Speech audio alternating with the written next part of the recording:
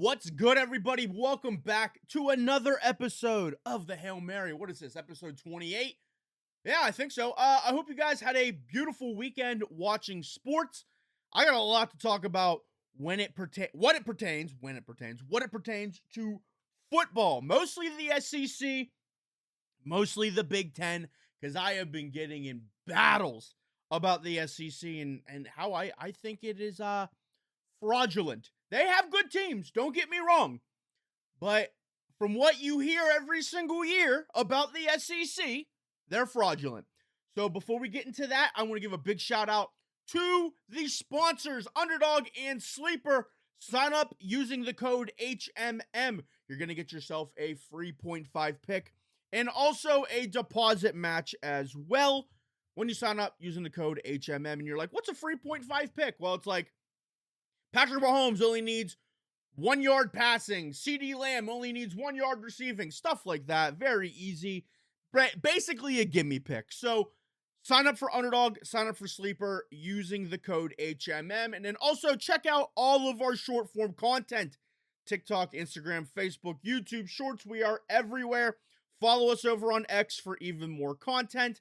And make sure you're hitting that subscribe button and that bell notification. So, some things I would like to talk about is I would like to talk about, first, a little bit of college football, because we saw some teams go down, and there are two teams that I think should be out, excluded, not in the playoff picture anymore, but we're going to talk about why they're still going to be in the playoff picture. So, Alabama ended up losing this week to Oklahoma. And I'm not here saying that Oklahoma is a terrible team.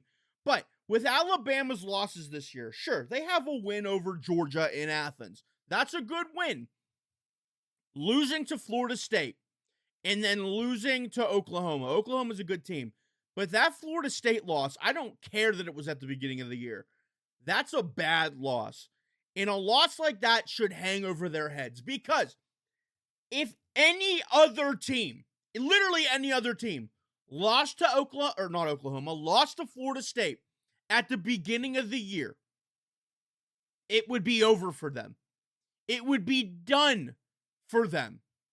And because it's Alabama, they're going to get the benefit of the doubt. Now, that Oklahoma game, it was a back and forth affair. Oklahoma has a very good defense.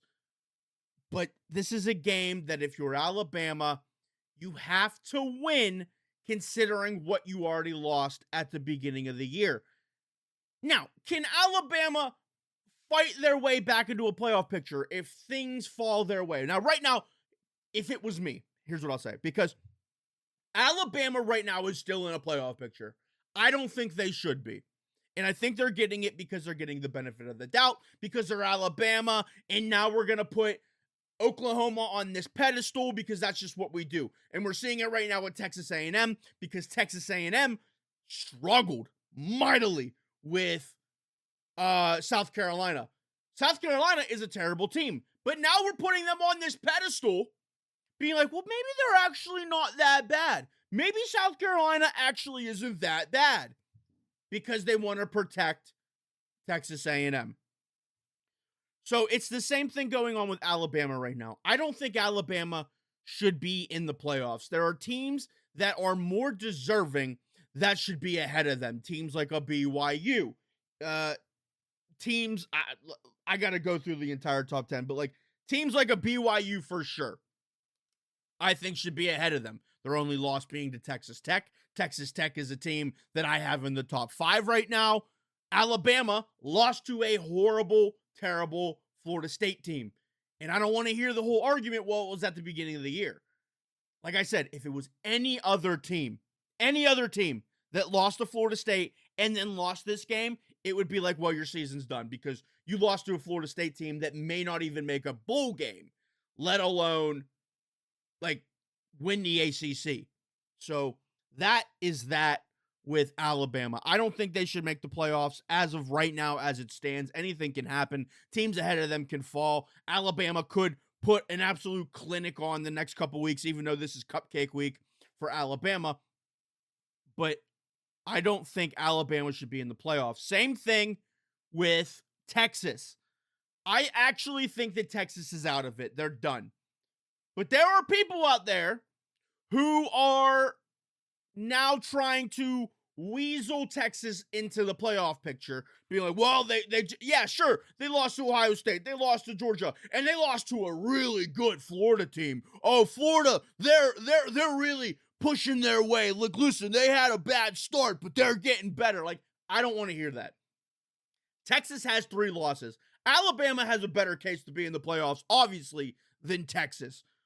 But I feel like that committee room is going to try to weasel in another SEC team, which is why I want to talk about the next thing, which is this whole committee chair thing that's going on with the SEC. So Baylor had somebody from the committee room step down. Baylor obviously being a Big 12 school. That committee chair got replaced by Arkansas's AD. Arkansas is SEC. Now, I understand that Arkansas probably doesn't like Texas, doesn't like Alabama, but it helps them as a whole if more SEC teams are in the playoffs. And I think that is what's going to happen. We're going to have these discussions about like a 1-loss BYU team compared to a 3-loss or 4-loss, possibly, Texas team. And be like, well, listen, Texas lost to Ohio State. They lost to Texas A&M. I think they play A&M. I don't know. They lost to Florida. They lost to Georgia. Like, those are great teams they lost to. And we're going to get the hypothetical, because SEC teams have never lost a hypothetical matchup in their lives. Never once. SEC and if those two just they get married, they kiss, they have kids, and those kids are Alabama, Georgia, Auburn, Texas, Oklahoma, all the SEC teams. You take the SEC, if, kiss, married, those are their babies, is all the SEC schools. But we're going to come down to these hypothetical matchups where it's, well, listen, if Texas played BYU today on a neutral field, they would wipe them. So let's just not even put in BYU or let's not even put in these other schools because Texas would beat them right now. And the SEC won't be able to handle having their precious Arch Manning out of the playoffs. And the problem is these SEC talking heads, the Paul Feinbaums and everybody else, they don't want to be wrong. And right now, they were wrong about Texas. They were wrong about Arch Manning. I'm not even going to sit here and say that Arch Manning is terrible. I'm not playing that card. The kid's, is going to stay in school, which he should, because he needs to get better. As of right now, not a first round pick, the way that he's playing. Because if Arch Manning didn't play in an SEC school, if he played at a Big Ten school, all of these SEC talking heads would be like, yeah, he's not that good, blah, blah, blah.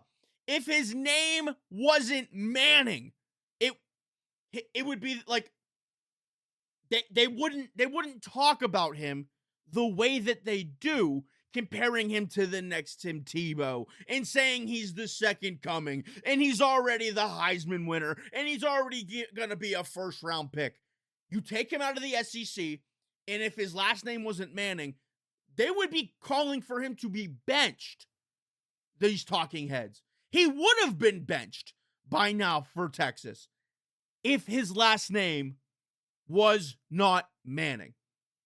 So all of these SEC talking heads are the issue with Texas. They put them too high on this pedestal, and now they don't want to be wrong. So what's going to happen? These talking heads are going to have their narrative. That narrative is going to leak into the committee room. The committee room, who just got in a new SEC chair member. That chair member is going to rabble, and whatever they do, yell the loudest to try to get more SEC teams in, because the more they have in, the more money Arkansas will make. And then because of that, we're going to have the arguments with Texas and Alabama and how they deserve to be in because the SEC is such a good league. It's the best league in all of college football. While it's not, the Big Ten is the best league in all of college football. And we're going to talk about Ohio State because a lot of people are very upset at Ohio State, which I don't understand why. We'll get to that very soon. So this whole SEC thing. The SEC has good teams. Oklahoma should be in the playoff. And yes, Texas beat Oklahoma, sure. But Texas is going to have 4 losses this year. Oklahoma should be in the playoff. Georgia should be in the playoff. Texas should not be in the playoff. Ole Miss should be in the playoff. They have teams. I'm not sitting here saying that we should have a playoff without SEC teams. But they're trying to manipulate it more so things fall in their favor. The committee chair, now you have the SEC team saying, we don't even want we don't want automatic qualifiers. It should just be 1 through 12 and that's it. The reason they're saying that is because they already know that they own the AP poll. They know that they own all of ESPN and they can push their narrative out there whenever they want. They have this marketing budget that can go to the freaking moon.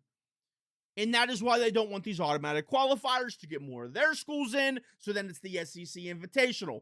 And at this point, if I'm the Big Ten, the ACC, the Big 12, the Pac-12 when it comes back, whoever else, I would just tell the SEC to kick rocks, go make your own playoff system, go make your own national championship.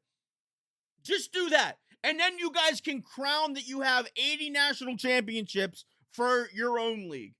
But right now, all I'm seeing is this rah-rah SEC. Oh, Alabama should still be in it. Oh, Texas should still be in it. And I had to talk about it. Because they're trying to discredit the Big 12 and the Big 10, which we're going to talk about the Big 10. And it's the fact that all of these SEC Glazers are looking, because I brought up and I was like, listen, I do not think right now, the way that Texas A&M played, they should be number 3 in the country. They're getting rewarded for coming back in that game. And I'm not going to sit here and say that wasn't impressive. But you cannot be down that bad to South Carolina. You can't. And listen, they won the game. All that matters in the end, they won the game. But when you start getting down to the nitty gritty of these playoff rankings, the 1 through 12s, eye test matters. In that first half, they looked incompetent. And can you seriously tell me that if they were down to in Oregon, if they were down to in Ohio State, in Indiana, in Ole Miss, any school in the top 12 right now, they would have gotten blown out of the water had they played any other school. Possibly. Not any other school. You know what I'm saying. Any school in the top 25, if they got down by that much, the game's over. So, sure, you take the totality of everything that they've done, they can be ranked in the top 5. I don't think they should be in the top 3.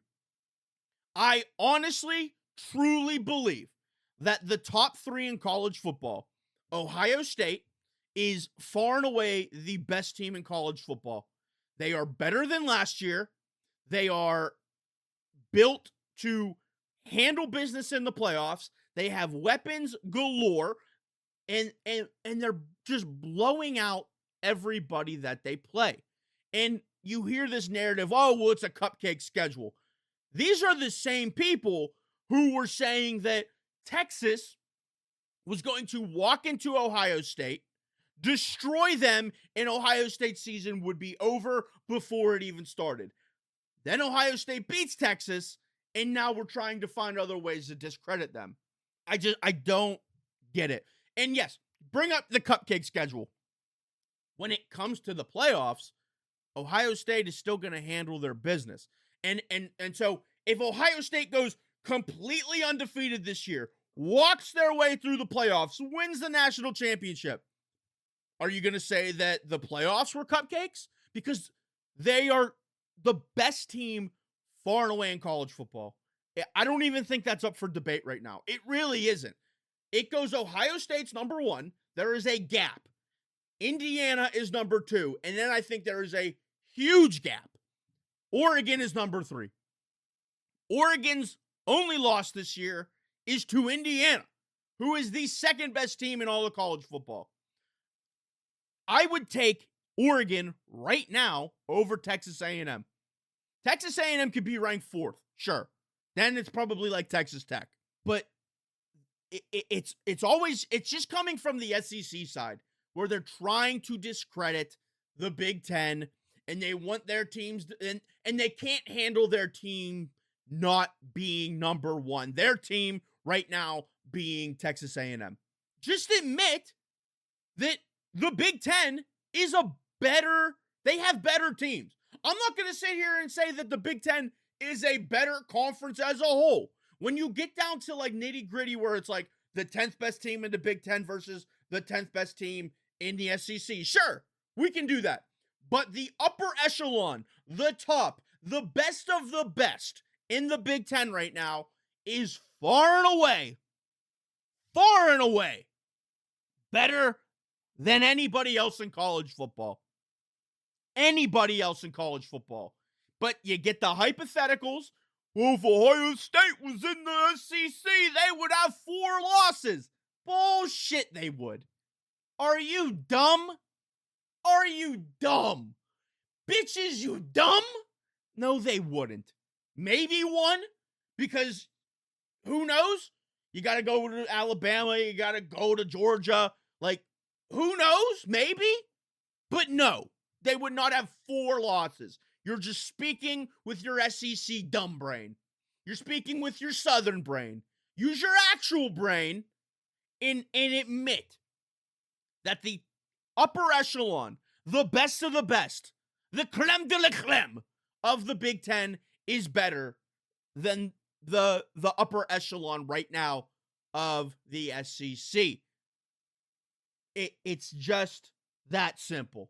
It's that freaking simple. So I've been fighting with SEC fans about this whole thing, them thinking that Texas still deserves a playoff spot, and Alabama is still a top 5 team in the country, and Ohio State and Indiana have cupcake schedules, and Oregon sucks, and BYU doesn't deserve to be in the playoffs because if Texas played BYU, they'd be. It's an absolute clown show right now that's going on with the SEC. They're scrambling. They don't know how to handle losses like this. They think that Alabama should just wipe the floor with Oklahoma because Oklahoma and Texas, not Texas mainly, Oklahoma is still kind of an outsider for them. They just recently joined. So, they got to establish themselves more, and they shouldn't be beating Alabama. You shouldn't be beating Alabama. But now that Texas beat Alabama, they're God tier. Not Texas. Oklahoma beat Alabama. They're God tier. A lot of narrative changes go on with the SEC. A lot goes on. Have a conversation with an SEC fan. You will be like, wait, didn't you just say this? But you said that like 10 minutes ago, and now you're going against that point. Because it's beginning of the year. Oh, Arch Manning is the best quarterback of all time. Texas, horns up, baby. We're winning the national championship. And then Ohio State beats them. It's like, they were never good, bro. They were never good, but they should still make the playoff. Like 3 different narratives in one cohesive sentence that they actually can finally once put together. They can finally put together a sentence, and it has 3 different narratives in it. Texas is great. Oh, they were never that good, but they should still be in the playoffs. Like, what are we talking about? Let's move on, because that was a 20-minute rant about basically how much the SEC is a freaking joke. So let's talk about the NFL. Moving on, let's talk about each game in the NFL. So we already talked about the Patriots. What the fuck? Sorry, I turned on my I went over to ESPN to get the scores up and started playing. Is Dalton Schultz worth consideration for Week 12? Thanks, guy. So anyway, let's talk about what is going on with the NFL. So we already talked about the Jets and the Patriots on our Friday episode. The Madrid game. I have a feeling that this is the first and only time that the NFL is going to be in Madrid. Mostly because a lot of people were saying that, when they go to Germany, when they go to London, when they go to Mexico City, there's a lot of fans from that country or from that region that go there. Now, yes, there are a lot of Americans who travel because they want to experience these other countries, but people on site at the game said, no, this was a lot of just like fans who traveled. Not a lot of people from Spain actually went to this game. So people said it was a cool experience. It was very nice. Like the whole opening ceremonies and stuff that they did were awesome. But this was a gamble by the NFL, and it doesn't seem like the people of Spain really care too much about football over there. Which, listen, I get it. They're testing it out. I'm not going to sit here and be like, that was dumb. That was a stupid thing for you to do. It failed. Like, no.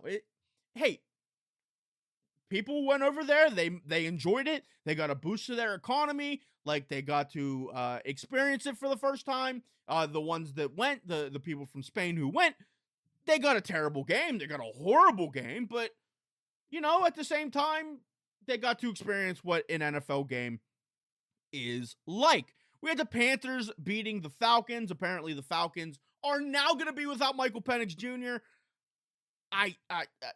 The Panthers somehow just keep winning games, and the Falcons, Bijan Robinson, Kyle Pitts, fucking the Drake London.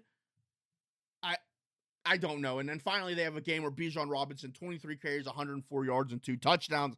They just can't figure it out, and they can't stop Bryce Young, who threw for 448 yards. What are you doing, Falcons? The Falcons are bad. They're just a terrible team. And then the Buffalo Bills made me eat my words. So I talked about how I believe that the Buffalo Bills were not built to win in the playoffs. I was like, hey, they're probably going to make it. They're probably going to lose round 1. Like, they're done after they got bootied down by, who was it last week? They got absolutely booted by the Dolphins. They lost to the Dolphins last week, and it was bad. They got ran all over. Now, they still got ran all over this week. Sean Tucker had 19 carries, 106 yards, and 2 touchdowns. They still got bootied down in that game. But Josh Allen did the thing where he just he looked at himself in the mirror and goes, I'm Josh Allen, and took over the game. He had 3 total touchdowns. Just absurd. Now, I still don't believe that this team can win it all. Wait, can they make it to the AFC Championship game? They definitely can right now. They definitely can. Texans and Titans, that's just a terrible game. We're not even going to talk about that. JJ McCarthy, that guy sucks. JJ McCarthy sucks. 9, whatever he calls himself. Yeah, not very good in... He fooled NFL franchises by being a handoff merchant in college. Listen, I am a generational Michigan hater, but I literally could have told you that it wasn't going to work out at the pick that you took him. At the pick that the Vikings took JJ McCarthy, I knew it wasn't going to work out. He was a handoff merchant at Michigan. And I think that the Vikings got sucked into this whole what he can be. And he has that Joe Burrow type aura because after they won the national championship, he did the whole camera signing 15-0. And I think the Vikings saw that and was like, we want that type of swagger. We want that aura. But he doesn't play like Joe Burrow. There were comparisons that he was going to be like Joe Burrow. From what did you see at Michigan to justify him being the next Joe Burrow? Because Joe Burrow was on possibly the best team we've ever seen in college football. That LSU team was just, you put them up against anybody, they're dominant. I don't know what they saw from JJ McCarthy. He threw 10 passes in the national championship game. He literally had to just turn around and give the ball to Donovan Edwards and Blake Corum. That's it. I don't if you took him in the 3rd round, sure. Maybe even late 2nd. But to use that early to middle round pick on him, I didn't see it. And the Vikings are seeing that now. that they made a mistake getting rid of Sam Darnold. Now, sure, Sam Darnold had a terrible game versus the Rams, but the Seahawks are still an absolute wagon. The Seahawks are still an absolute wagon. I'm not going to talk about every single game, but I do want to say I think the Pittsburgh Steelers are better right now without Aaron Rodgers. I know that that's a huge, huge thing to say, but they were moving the ball a little bit better with Mason Rudolph than they were with Aaron Rodgers. So maybe Aaron Rodgers, if he comes back healthy, take a look in the mirror. The last thing I want to talk about, well, a few things. I shouldn't say last thing. The Chargers got hit with a terrible tower curse. The Chargers last week after they beat the Pittsburgh Steelers made a tweet being like, "Oh, look, a terrible towel. This is worthless." You just got destroyed. Not even beat, destroyed by the Jags. The terrible towel curse has hit you. So you need to apologize ASAP because you guys will be cooked. So you guys need to apologize for that. Rams are proving why they're still a absolute Super Bowl contender. Listen, Sam Darnold had a terrible game. 4 interceptions. Like, that's not what we're used to seeing from him. And I don't think that the Seahawk team, after a performance like that against an upper echelon championship contender, the Seahawks kind of proved to me that their ceiling is like second round of the playoffs. The way that Sam Darnold played yesterday, I don't think that he's going to be able to take the Seahawks to the Super Bowl and or win the Super Bowl. I don't even think they're going to make it to the NFC Championship game, but Sam Darnold is still very, very good. Yesterday, we also saw Shedeur Sanders make his NFL debut after Dillon Gabriel got hurt, and it was a little bit rough. It kind of sucks to see that the Cleveland Browns dropped that game, a game that they were up. What was it, like 16-10? You got to hold on. Shedeur didn't score a single point in the second half. It was rough. It was a rough go for him. A lot was going on with the line. The line didn't look the best. Shedeur didn't have the best throws, but a lot of people were being like, well, you guys are just making excuses for him. And I'm not trying to make an excuse for Shedeur. However, you have to have every quarterback ready at all times. Shedeur has gotten zero reps with the ones. Like, you knew he was the second quarterback, and you know that at any point in an NFL game, your quarterback could get hurt. And that's what happened to Dillon Gabriel. And they threw Shedeur in there without any reps with the ones. That's on the coaching staff. I'm not saying that they're sabotaging him on purpose, but have him ready.